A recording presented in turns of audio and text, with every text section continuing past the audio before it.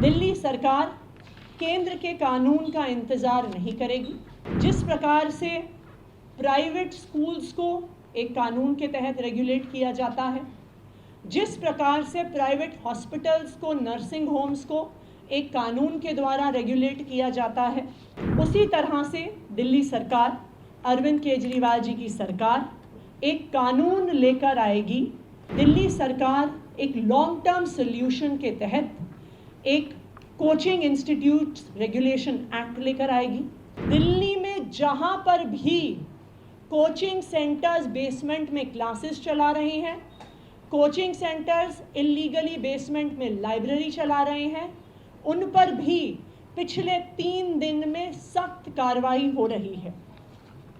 पिछले 3 दिन में राजेंद्र नगर, मुखर्जी नगर, लक्ष्मी नगर, प्रीत विहार एरियाज में कोचिंग सेंटर्स की बेसमेंट्स को सील किया गया है।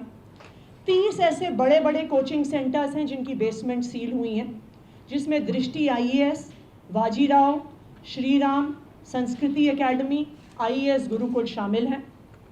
इसके अलावा 200 और कोचिंग सेंटर्स को नोटिस दिए गए हैं और आज भी बेसमेंट्स की सीलिंग जारी रहेगी।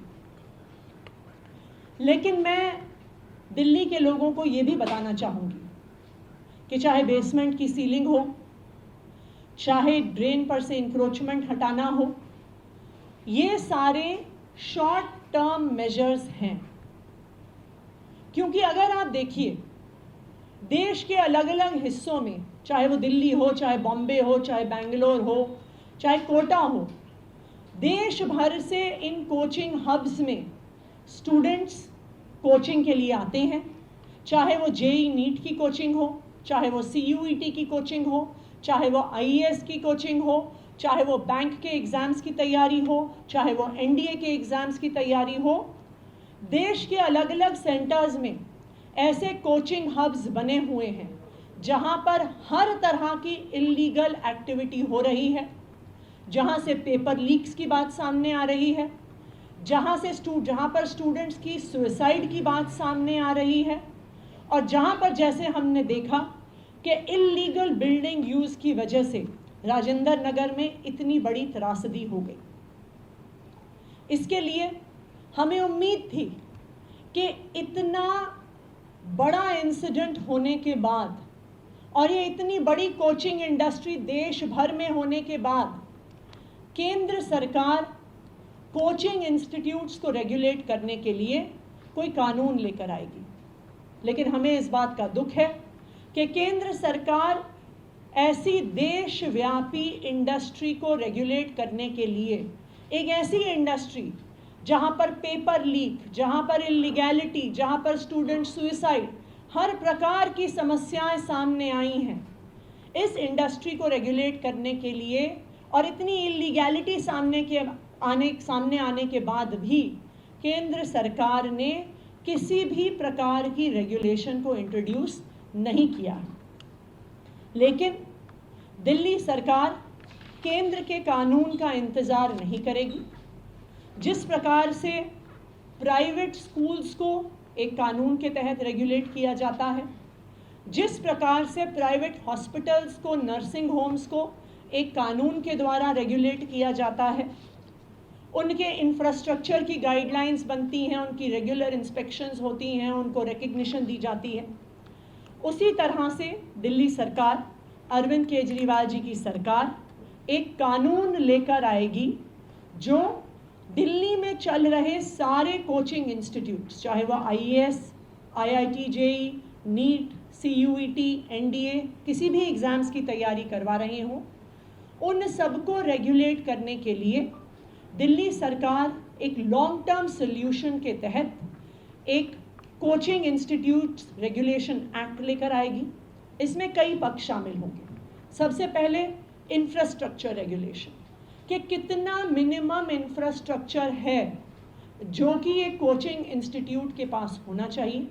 जिस तरह से स्कूल्स, नर्सिंग होम्स, सबको एक इंफ्रास्ट्रक्चर रिक्वायरमेंट दी जाती है, तो जो कोचिंग इंस्टीट्यूशंस का रेगुलेशन एक्ट आएगा उसमें कोचिंग इंस्टीट्यूट्स की इंफ्रास्ट्रक्चर रिक्वायरमेंट होगी।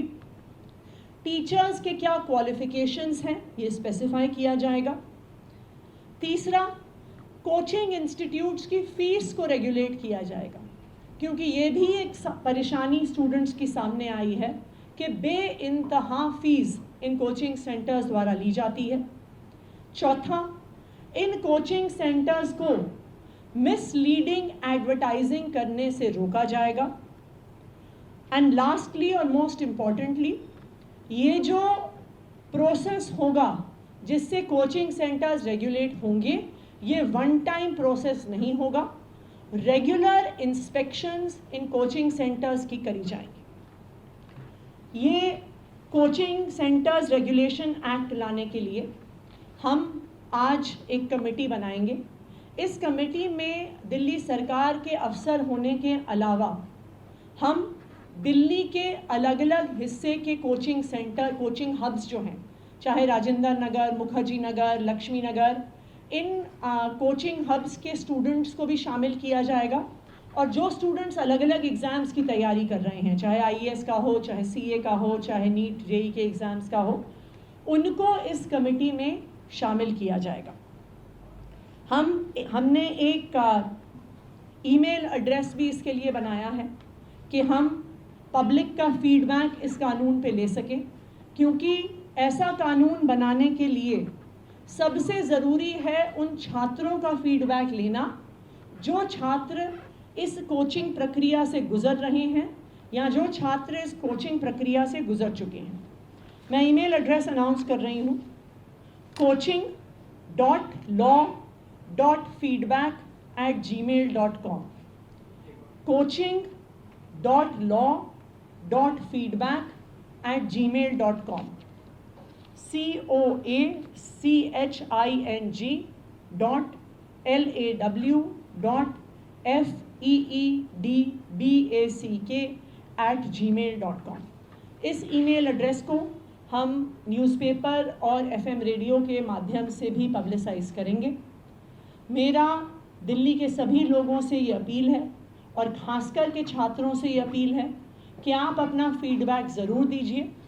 जो कोचिंग में स्टूडेंट्स पढ़ रहे हैं उनकी रिक्वायरमेंट के हिसाब से इस एक्ट को बनाया जाएगा, रेगुलेशंस को बनाया जाएगा।